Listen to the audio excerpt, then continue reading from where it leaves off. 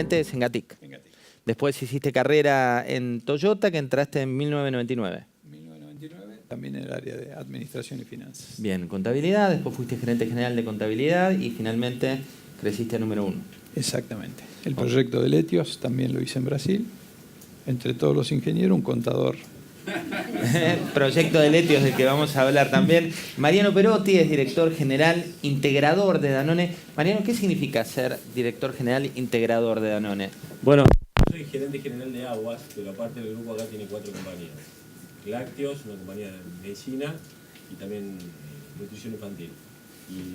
Y aguas también. Entonces yo integro y represento las 4 compañías, tanto ante el gobierno, comunicación, stakeholders, ese es un poco el rol. Que también tiene toda el área de servicios, recursos humanos, impuestos, que le presenta a las 4 unidades de negocio, ¿no? Y un puesto que asumiste este año, en 2017. Claro, empecé este año, sí. La Argentina regresé hace 2 años de México y bueno, hace 1 año que soy el gerente general integrador. Yo le pido disculpas a Litva, pero también es contador. No, también tenemos a Juan Bautista Filgueira Rizzo. Juan Bautista es presidente de la Agencia de Protección Ambiental de la Ciudad de Buenos Aires. ¿Un puesto al que llegaste después de qué? Digamos, ¿una carrera que te iba llevando por ese camino? Trabajé 5 años en un banco, en el Banco Galicia. Acá está Constanza Gorleri, que trabajamos juntos. Después del Banco Galicia estuve 1 año mucho de búsqueda personal y de ahí salté al sector público y en el sector público estuve trabajando en educación, Ministerio de Educación, jefatura de gabinete, después me fui a estudiar afuera y volví y terminé en la Agencia de Protección Ambiental. ¿Y siempre tenías vocación de llegar a esto? Muchísima, era lo que más me interesaba, el tema de sustentabilidad. Sos máster en política de negocios, no te voy a preguntar la profesión. Abogado. Muy bien, ¿eh? No, contador. Contador también. Hace 20 años trabaja en finanzas, por lo cual es una mesa de contadores. Tuvimos varios ingenieros, pero es una mesa de contadores donde vamos a hablar de sustentabilidad. Vamos a contar. Vamos a contar. Sí, vamos a hacer accountability. Hablemos de economía circular, Miguel. Sí. Se habla mucho en el mundo de economía circular, en la Argentina también. ¿Cuánto hay de marketing y cuánto de realidad? A ver, como concepto, la economía circular realmente responde a un montón de problemáticas que tienen las sociedades hoy. En términos de evolución, hay algunos bolsones que están funcionando bien y otros que están todavía en etapa de proyecto. Si pensamos, por ejemplo, en la Argentina, un área que deberíamos desarrollar y que es muy importante es la de los desperdicios, el reciclado de materiales de empaque. Y viniendo de una compañía de consumo masivo, todo lo que vendemos termina en algún material de empaque. Vendemos anualmente cerca de 2 millones de toneladas de productos en empaque que necesitan ser reciclados.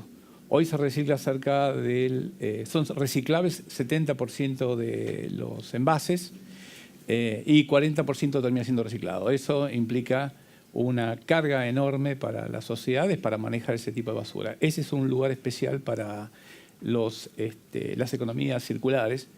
Tenemos un piloto corriendo ahora en la Ciudad de Buenos Aires con el Ministerio de Medio Ambiente y Espacio Público, donde estamos intentando estimular que los consumidores comiencen el circuito llegando los productos a los puntos verdes se recolectan, ellos reciben un beneficio que lo pueden después redimir en algún negocio con un descuento para la compra de un producto.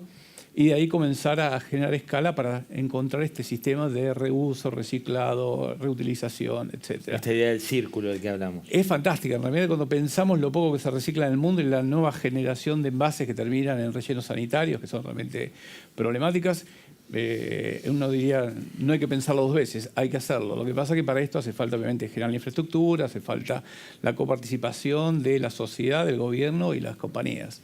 Este primer piloto que estamos corriendo acá en Argentina, en otros países también, pero voy a hacer énfasis en esto, le tenemos mucha fe. Vamos a ver cómo logramos ese ajuste. Déjame extender 1 minuto más. Cuando lanzamos el Plan de Vida Sustentable hace 9 años atrás, decidimos que íbamos a ver toda la cadena de abastecimiento, desde la generación de materias primas hasta la disposición final. Ha funcionado todo muy bien. Lo que nos ha costado bastante, uno, es el cambio de hábitos de los consumidores, que en lugar de estar 20 minutos en la ducha, 8, nos está costando mucho esa parte. Y la otra es la cultura del reciclado. El foco lo vamos a hacer principalmente de ese lado. Pero yo le tengo mucha esperanza, porque es de alguna forma la economía circular o la sustentabilidad en su todo, en lo personal, fue lo que me permitió volverme a enamorar del capitalismo. No es que nos hubiéramos separado, hubo alguna ¿Tuviste tensión algún ahí. tipo de con el tensión? siempre, claro, sí. Pero es una relación de muchos años que llevamos. Y la sustentabilidad ha logrado abrir una órbita nueva donde atacamos realmente los problemas fundamentales que el capitalismo siempre quiso atacar. La pobreza extrema, la desnutrición, el cuidado del medio ambiente, el dejarle a las generaciones venideras un planeta mejor que lo que recibimos. Miguel, es un buen disparador para preguntarle a Daniel por otra de las cuestiones de las que se habla en el mundo y también ahora en la Argentina, que es los autos híbridos, el auto eléctrico, el cambio también de cómo se consume un automóvil. Es que en realidad hoy el cambio que nosotros vamos a ver con la industria automotriz va a ser tremendo y hasta más rápido de lo que nosotros pensamos, ¿no? Entonces, cuando uno habla de eso, vas a tener que hacer un auto que sea el adecuado, que esté en el momento oportuno y con el precio justo para que alguien lo pueda hacer o lo pueda usar. Y de eso hay ejemplos. El problema es cómo te adaptás vos a la infraestructura de cada país y cómo llegamos a cambiar esa velocidad que necesitamos, por ejemplo, para Latinoamérica. Entonces, Toyota lo que piensa es que hay que buscar una movilidad sustentable para cada uno de los usuarios y siempre amigable con el medio ambiente. Y por eso coincido con Miguel. El gran desafío nuestro es que el producto tiene que estar amigable con el medio ambiente desde el punto de vista de diseño, de producción, comercialización, servicios y disposición. Nosotros estamos trabajando con el sindicato de que el vehículo, como en Japón, tiene que pagar el fee del reciclado en el momento de la compra, ¿sí? Incluido en el precio. Entonces el dueño de ese auto va a pasar el certificado y cuando el auto vaya a disposición, yo, Toyota, que lo vendí, me tengo que hacer responsable y de hecho en Japón tenés un montón de piezas hechas con partes recicladas, insonorizadores, plásticos, y eso ayuda. Y sumado a eso, distintos trenes de potencia, como puede ser el eléctrico, los híbridos. Hoy hablamos, un híbrido te hace con 4 litros 100 kilómetros. El hidrógeno es una solución bárbara. En Japón ya hay taxis de hidrógeno, pero lo podemos traer a la Argentina, pero no hay estaciones de servicio que tengan hidrógeno. Entonces uno tiene que adaptarse a esa infraestructura del país y pensar al futuro, pero sabiendo que lo que viene es totalmente distinto. Tiene que estar ligado al medio ambiente y, por supuesto, nuestra responsabilidad, porque ser sustentable para nosotros no es solo medio ambiente, sino creemos que la tecnología que viene va a generar desempleo.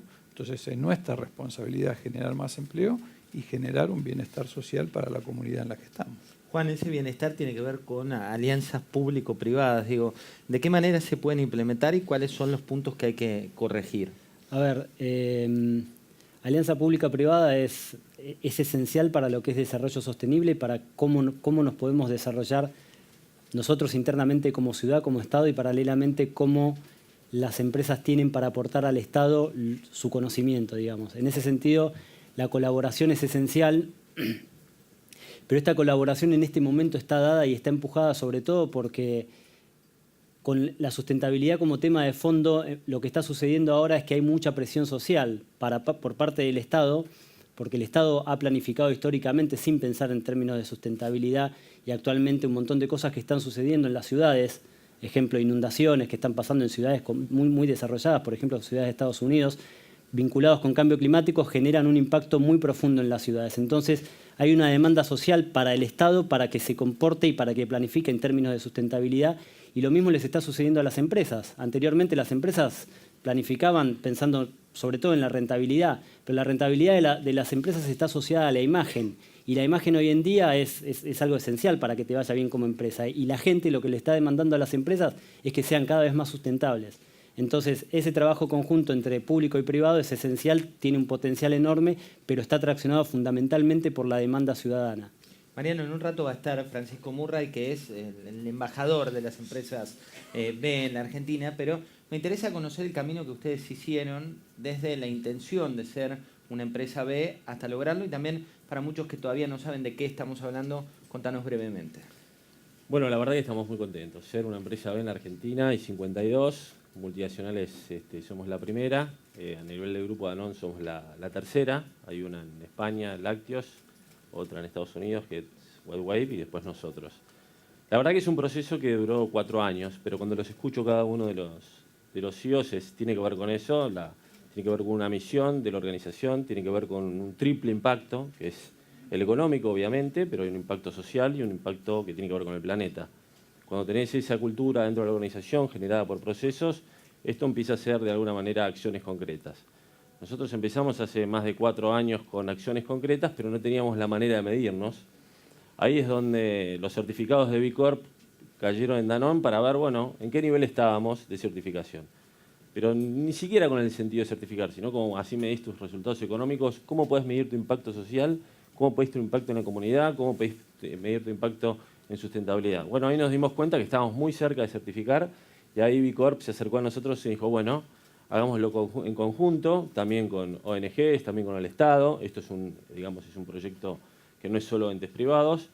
Y la verdad que después de 4 años de este viaje espectacular, porque la verdad que te vuelca la cabeza y en línea con lo que le decían los muchachos recién, es una vuelca de tuerca también a lo que necesita la comunidad y ese beneficio, ¿no? de esta mirada de un capitalismo mucho más integrador y de largo plazo.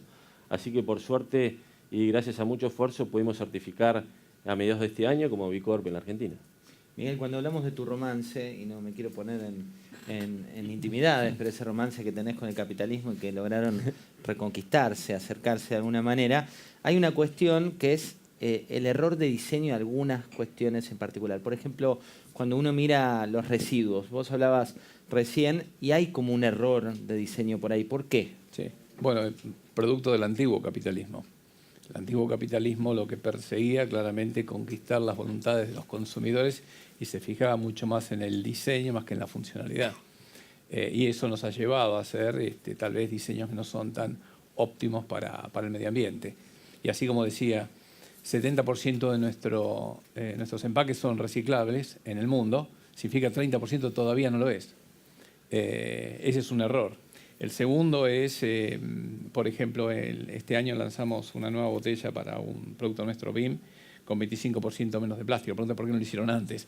Bueno, porque lo estamos viendo ahora. O SIF, la lavavajilla que seguramente todos usan.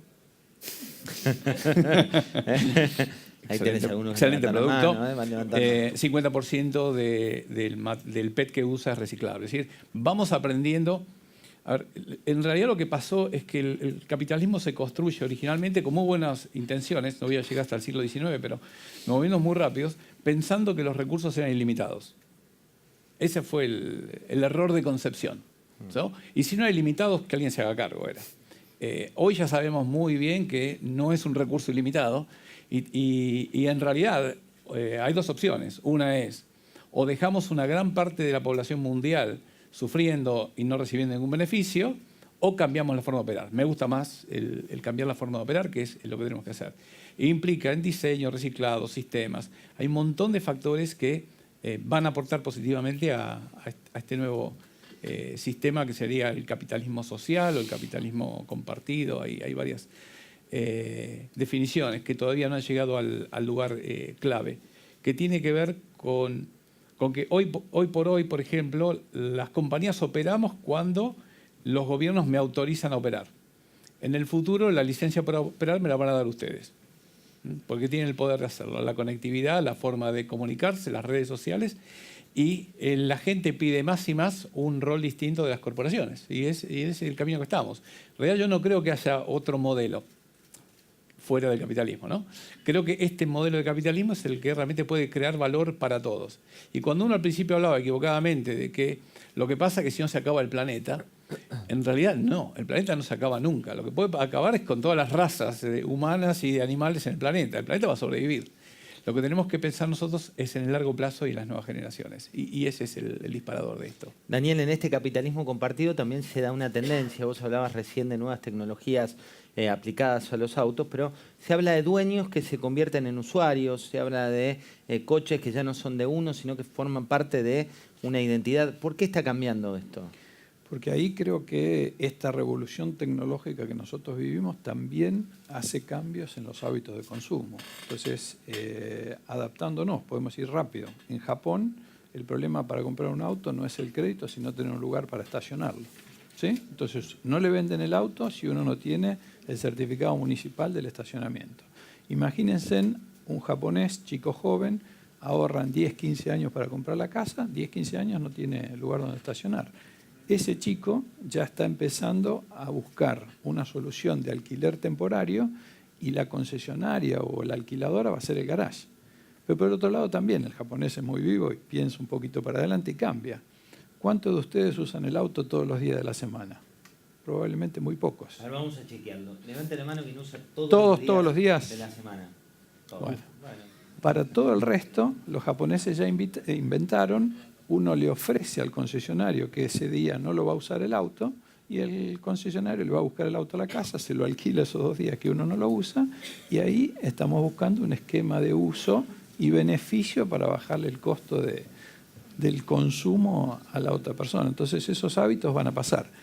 Te saco un minuto, lo hablábamos antes, nosotros tenemos un ejemplo en Grenoble, la ciudad tiene un proyecto de ciudad inteligente, tiene un anillo afuera de la ciudad, cada uno llega con el auto que quiere o la movilidad que quiere a ese anillo y en la ciudad tienen autos de Toyota, vamos a pasar el aviso, el Aero, ¿sí? El COMS, para una persona, para 2 personas, se alquilan con 1 hora de anticipación, o sea que uno en el camino va alquilando el auto, lo retira, lo usa dentro de la ciudad, lo puede dejar donde quiera, puede usarlo ida y vuelta, tenerlo todo el día, 1 hora, lo que quiera, y la ciudad ya está trabajando con autos eléctricos sin generar, es decir, contaminación con el medio ambiente. ¿Argentina puede ir a eso? Sí, indudablemente, pero volvemos al tema de la infraestructura y ser nosotros en una asociación con el gobierno de generar ese cambio que va a ser muy fuerte para todos nosotros. Vamos a la ciudad, nos lleva a la ciudad, nos metemos, pero nos vamos de Japón, venimos a Buenos Aires y te pregunto concretamente cuánto hay de inclusión. Digo, contabas el costado más romántico, que es este de la inclusión, de la alianza, ir juntos, y por otro lado tenés el costado de control. ¿Cuánto hay que aplicar de control y cuánto de agenda positiva? Muy buena pregunta. A ver, son dos cosas diferentes. Por un lado, todo lo que tiene que ver con integración e inclusión en las políticas de sustentabilidad es algo esencial. O sea, uno de los ejes fundamentales dentro de los 3 ejes, el eje económico, el eje social y el eje ambiental, el eje social es fundamental. Y eso tiene que ver con entender que la mirada de sustentabilidad es una mirada holística. Nosotros cuando trabajamos dentro de la ciudad de Buenos Aires, en toda la parte de integración de barrios, en realidad de fondo trabajamos en estos barrios. ¿Por qué? Porque los barrios son, por ejemplo, quienes son más afectados con temas vinculados con cambio climático. O sea, todo lo que tiene que ver con impacto ambiental, con un desarrollo no sustentable, donde impacta primero es, por ejemplo, en los barrios humildes. Entonces la ciudad de Buenos Aires tiene una obligación de acercarse y, por supuesto, de incluir toda la mirada de sustentabilidad en lo que hacen los barrios. Nosotros estamos trabajando, por ejemplo, uno de los tantos ejemplos que trabaja la ciudad es el tema de huertas urbanas, donde lo que hacemos es reconvertir lo que era un espacio completamente degradado en un espacio de huertas donde los vecinos trabajan, donde resignificaste un espacio que era un espacio abandonado, lo convertiste en una huerta, los vecinos se capacitan, pueden trabajar, pueden vender sus productos y ahí se logran un montón de cosas. Eso es, en términos generales, toda la parte, digamos, social, cómo se debe abordar. Después, en la parte de control es, como fondo, entender que en la mayoría de las ocasiones el Estado es a quien le impactan las externalidades de quien ejerce una actividad que la actividad no está encuadrada adecuadamente en lo que se debe hacer e impacta de algún modo en el ambiente. ¿Y hay conciencia de eso o cuesta? El ejemplo de eso es cuando vos volcás, tenés una pinchadura y en vez de tratar los efluentes que tiene tu empresa, los mandás directamente al riachuelo. Las externalidades de eso los paga, por supuesto, la gente y las paga el Estado, y el Estado se tiene que hacer cargo de eso. Con lo cual, en esa línea, las políticas de control son esenciales. Obviamente que nosotros quisiéramos que todas las empresas hagan todo bien, digamos, nada que nos guste menos que tener que ir a clausurar una empresa, pero en muchos casos esa situación no nos queda otra porque evidentemente no se cumplen con un montón de reglamentaciones que hay que cumplir en el cuidado del ambiente. Y el rol del gobierno de la ciudad es garantizar que el impacto en el ambiente sea el mínimo posible. Mariano, yendo a impacto del ambiente, nos contabas el camino de llegar a ser una empresa B, llegan a la meta y ¿qué cambia? Bueno, en realidad la clave tiene que ver con el propósito de tu compañía, la misión y el propósito de tus marcas, porque en el fondo la fortaleza de una multinacional tiene que ver con el consumidor. El consumidor lo que busca hoy justamente tiene que ver más allá de un beneficio específico, de una necesidad, tus marcas tienen que tener un beneficio a la comunidad. Y eso se va valorando cada vez más. En ese sentido, por ejemplo, el propósito de una marca como Villavicencio es dejar el planeta mejor de lo que lo encontró.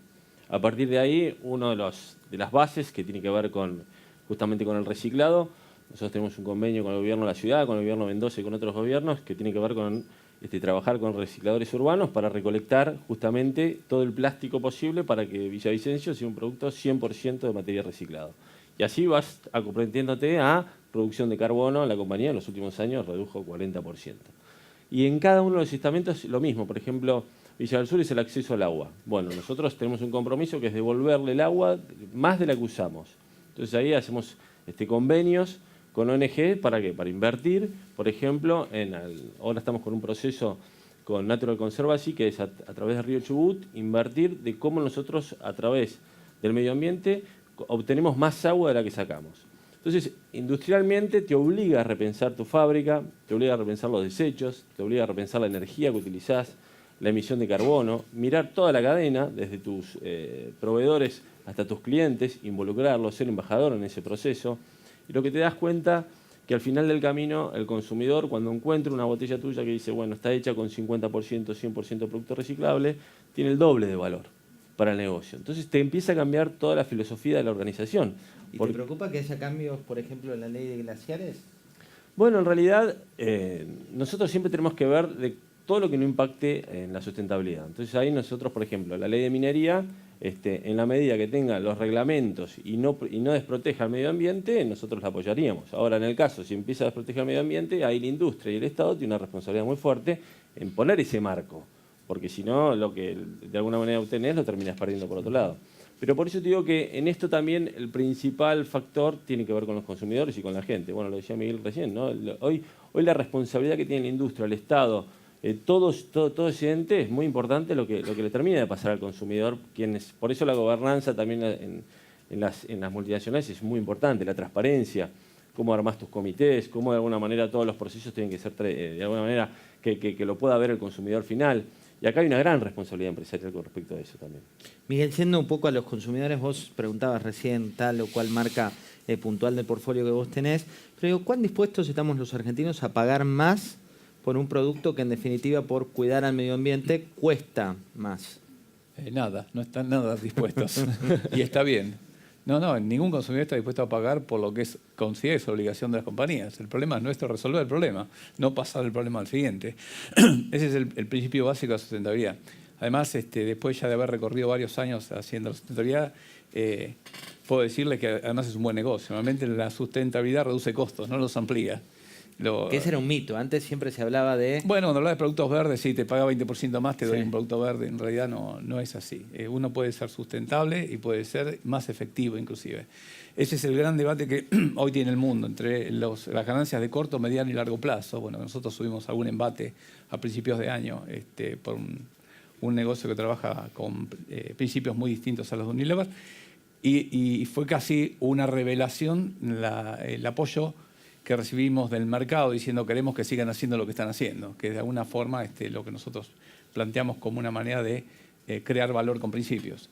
Pero además de todo, es un gran negocio. Así que si me sale más caro a mí, en realidad el problema es mío y algo mal hecho. Por ejemplo, lanzamos nosotros hace poco, un par de años ya, los desodorantes comprimidos, que son más chiquititos, tiene 30% menos de aerosol, 50% menos de propelente, pero la misma cantidad de dosis y el costo es exactamente igual. En realidad, uno puede hacer innovaciones que tienen un impacto enorme en el medio ambiente, en la comunidad, en las sociedades, sin necesidad de pedir a un consumidor que lo pague.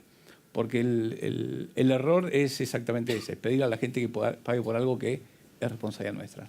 Cuando hablamos, Daniel, de consumidor, cuando hablamos de las fórmulas de pago, hay otra cuestión que está vinculada con el trabajo. Vos lo hablabas, es la contracara de este consumidor, quien tiene un empleo, y hablabas hace un rato de la preocupación que hay por cómo la tecnología va a quedarse con algunos puestos de trabajo. Yo me acuerdo, era plena crisis en la Argentina y vinieron un grupo de japoneses, que era Toyota, y dijo, vamos a invertir una planta, te hablo 2001, 2002, ¿qué año era ese? Sí, 2002 con la devaluación. Uno salía del hotel donde anunciaban esto y la ciudad se incendiaba. Y ellos decían, vamos a invertir en una planta para el país. Y decía, ¿qué están mirando los japoneses que uno no está viendo? ¿Y tiene que ver con esto, con el largo plazo, Sí, cuando hablas de sustentabilidad? Sí, decididamente. Yo creo que tenemos que tener bien claro que la sustentabilidad no puede ser nunca un negocio o una tendencia. Tiene que ser una condición de ADN de la compañía, ¿sí? Independientemente de lo que vaya a resultar económicamente. Y yo voy a contar un poquito el ejemplo. El único tema que cuando arrancamos con este proceso de sustentabilidad lo conocía él, así que no sé cuál de los dos es el que tiene el éxito, lo respetamos muchísimo. La primera pauta es, con el tema empleo, nosotros no suspendemos ni despedimos gente por condiciones económicas, ¿sí? Cuando arrancamos con este proceso teníamos 2.000 personas. El gran problema, y como dice él, era toda la cadena de valor para hacer esa camioneta, incluyendo el sindicato. Decidimos comunicarnos transparentemente con todos y también con el cliente, que el cliente supiera qué era lo que estábamos haciendo.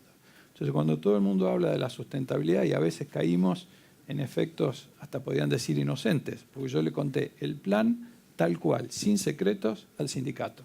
Y me lo llevé a Japón a que ponga la cara por el proyecto. Éramos 2.000. Hoy somos 5.400 haciendo una camioneta cada 97 segundos. Número 1 en venta, número 1 en producción, número 1 en exportaciones. La sustentabilidad paga. La sustentabilidad paga. Buen título ese. Juan, cuando hablamos de sustentabilidad también hablamos de incentivos en la alianza público-privada. Digo, ¿hay que dar incentivos? Sí, por supuesto. ¿Por qué dudas? ¿Por qué? No, porque, a ver, en Te realidad duda habitativo. un poco Está por del lo- lado del gobierno.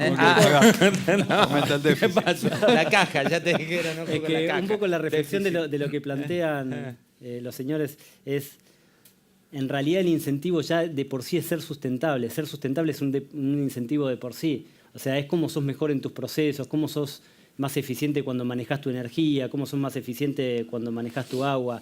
Un ejemplo clásico es, hoy en día, por ejemplo, un recambio de luminarias LED en cualquier compañía vos recambiás tus luminarias LED en un edificio, en una oficina, en donde sea, y la tasa de retorno para recuperar eso puede ser entre 4 y 5 meses. Hace más o menos 7, 8 años tardabas 10 años en recuperarlo. Obviamente porque los precios de la energía se actualizaron, pero después de estos 4 meses tenés 10 años de ahorro. Con lo cual, digo, en este caso ser sustentable es un incentivo para la misma compañía. Y por supuesto que el Estado tiene que crear el marco regulatorio para que hayan incentivos. Incentivos por un lado, pero además plantear lineamientos para que las empresas estén como decididas a ir en esta línea. Miguel, para cerrar te voy a pedir una definición, se la voy a pedir a cada uno de ustedes, sobre qué es para vos ser sustentable, digamos. ¿Cuál es, de acuerdo a tu opinión, ser sustentable hoy? Ser sustentable es crecer con principios, como dije al principio.